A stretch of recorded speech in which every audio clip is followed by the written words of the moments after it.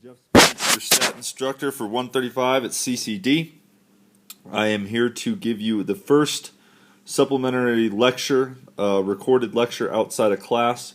Sometimes you'll see me in front of a board. This one I'm doing on my iPad, thus the kind of very elementary kiddie writing. It's kind of difficult with a touchpad to write very cleanly, but you can read it and just bear with me on that. So this one is about box plots. You see the title at the top, and this is at the end of 3.5. I put in parentheses outliers because in the book, I don't think they did a very good job of explaining how to draw a box plot when you have outliers. They did a pretty good job of showing a box plot at the beginning where you don't have any outliers. It's a pretty simple box plot. You should have no problem doing it in the classwork. But this, you'll have a few in the classwork and on the test that are going to have outliers, and we need to be prepared for that. So what I have so far is the data set over here in orange on the left. I've already done the 1var stat and gotten the 5-number summary here in black. The 5-number summary is your min, Q1, median, Q3, and max. That's at the bottom of 1var stat. And then I have the steps over here in green.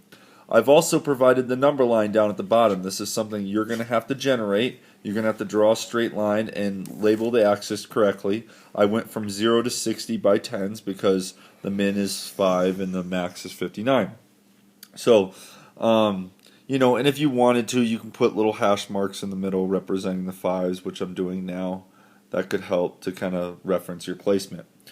Okay, so we'll go through the steps on this one. This one will end up having an outlier.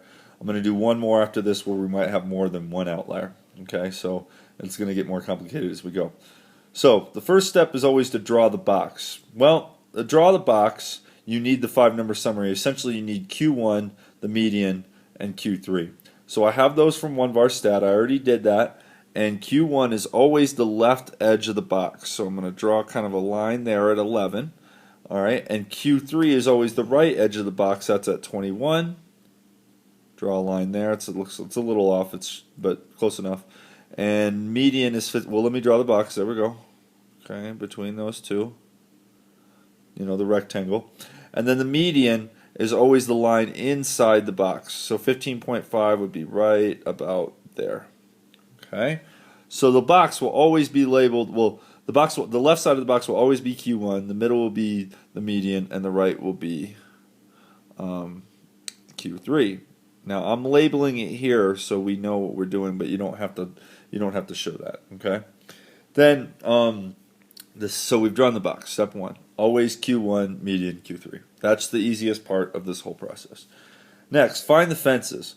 Well, there's a formula in the book that shows you how to find the upper fence and the lower fence. I'm going to plug in the numbers now, but you'll have this formula in the on your formula sheet when you take the exam. So this is something you won't have to memorize, but you will have to know how to use.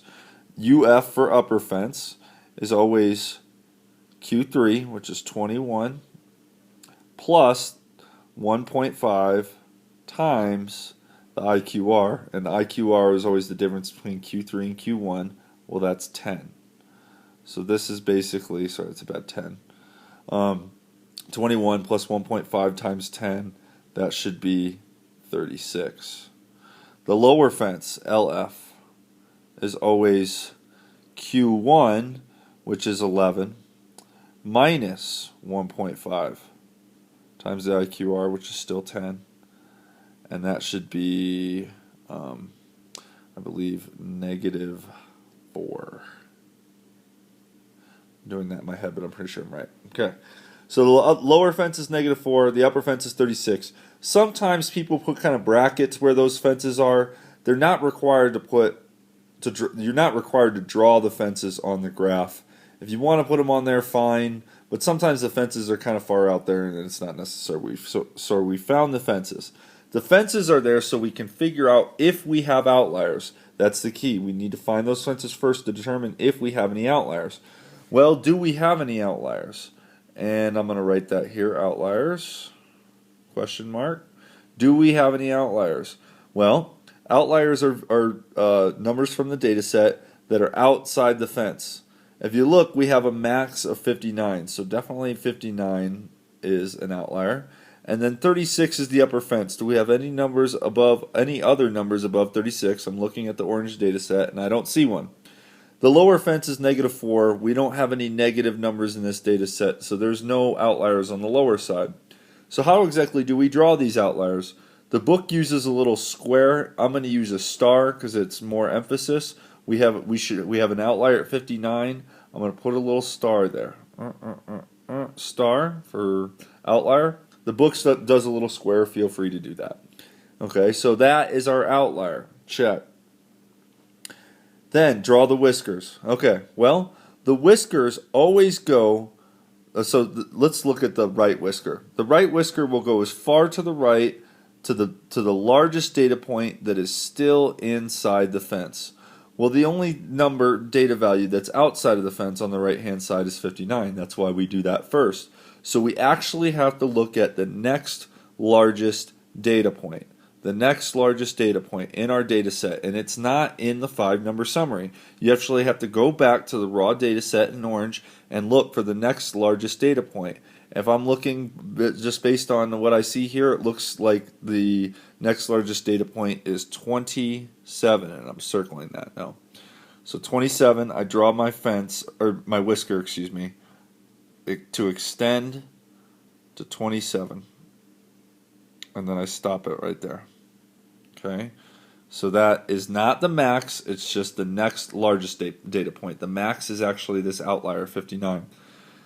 Then the lower whisker, the left whisker, same thing. It goes as far as, it goes to the lowest data point that's still inside the fence. Well, in this case, our lowest data point is 5. That's inside the fence, so I draw my whisker there to 5 and end it there. And this is our answer right here. Our box plot with the box Q1, median, and Q3. Our 2 whiskers going to the largest data point inside the fence and the smallest data point inside the fence. And then we have our max, which is outside of the fence, all the way over at 59, gets a star.